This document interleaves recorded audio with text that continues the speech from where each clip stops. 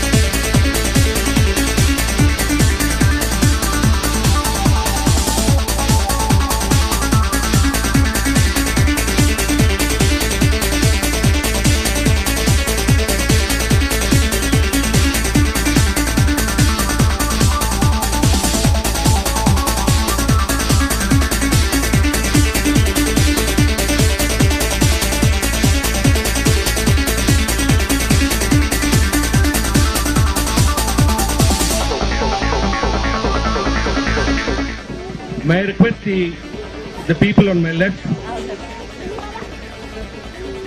to walk me through along. Let's walk to the boat, lift it and put it ceremonially onto the river, and subsequent to that, Kesu, will organize this. Four people, 2 girls and 2 boys from Colombo, and 2 boys and 2 girls from Madras, as a mark of friendship to take the 8th out. Thank you.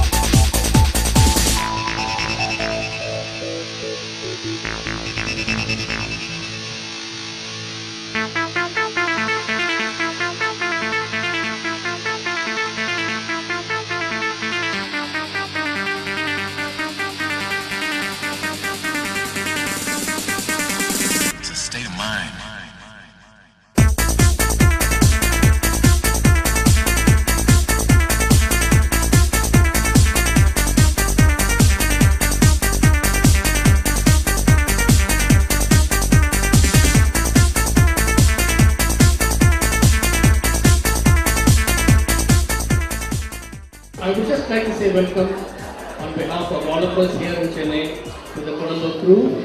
I hope you enjoyed yourself. I'm sorry this time we have not been very good hosts because we have got a few of the trophies, but then that's part of it. I think last year we got handled by you, but that's part of the game. So thank you once again, and I look forward to the social aspect of it later this evening where we can all get together, have a drink and exchange. Thank you very much. My best wishes for all these my sports person from Sri Lanka and the officials from the rowing club, and I hope this sports tie will go for another few centuries and have more diplomatic relations with other two countries based on these sports. Having said this, I must personally again thanks, and I must convey the thanks and the best wishes of my Deputy High Commissioner for all these participants here, and I stay with them. Thank you very much. I would at this point wish to thank the President, the committee members and the senior oarsmen of the Madras Boat Club for their hospitality. Unfortunately, they took all our trophies today, but hopefully we will be back next year, and I encourage the Colombo team to train harder and to emulate their brothers across the box straight. Good evening, ladies and gentlemen. I'll try to say as little as possible, but which is quite difficult as far as I'm concerned, but just go a little back into history.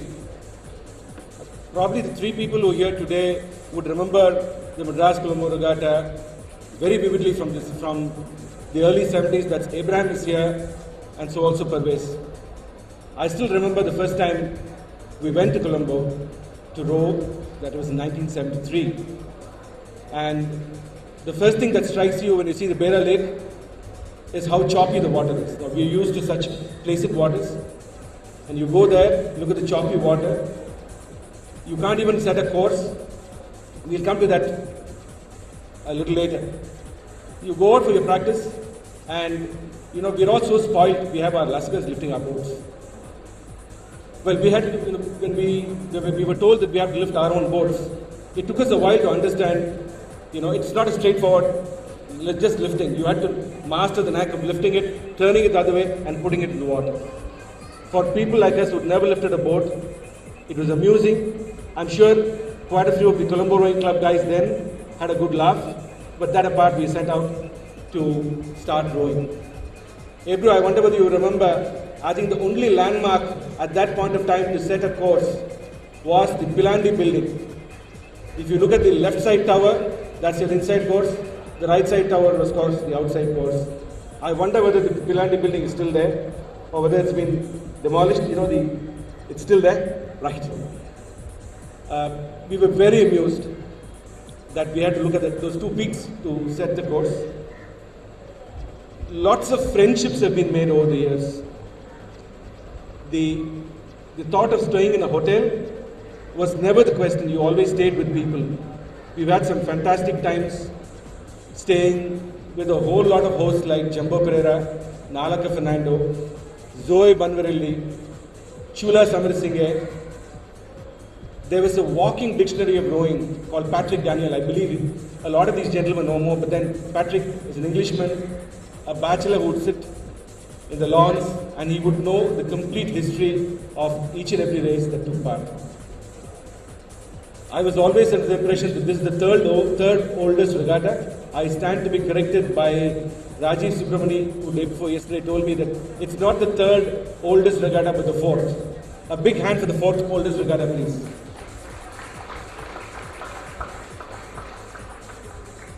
The true word of friendship actually starts when you start staying with the Sri Lankan hosts, get used to the food habits, get used to the coconut oil, the variety of sandballs, find your way into the regatta, into the club, and get those days. We were never used to rowing in shells. I still remember F7 and F8 way back in 70s. used to be the force. And it took us a while to get used to the shells then. Of course, we've now moved forward. We've got a fantastic retinue of boats. But that apart, I think it's the warmth that we've had. When I keep talking, all old memories keep coming back to me. I remember we had to carry the blades, of course, the wooden blades, packed in gunny bags. And Parvez used to know somebody called Xavier at the airport. So Parvez made sure Xavier was there on duty. And we were actually allowed to walk right up to the aircraft and put those blades in. Now you try and do that today, you'll get shot or put behind bars. So I'm just saying, it was such great fun the first time you're going in an aircraft. That's probably what's taught us a hell of a lot. The Madras Colombo Regatta has been one hell of a learning experience, because at the end of the day we were all students, and this is our first trip. Our first trip abroad was always for an oarsperson, the Madras Colombo Regatta.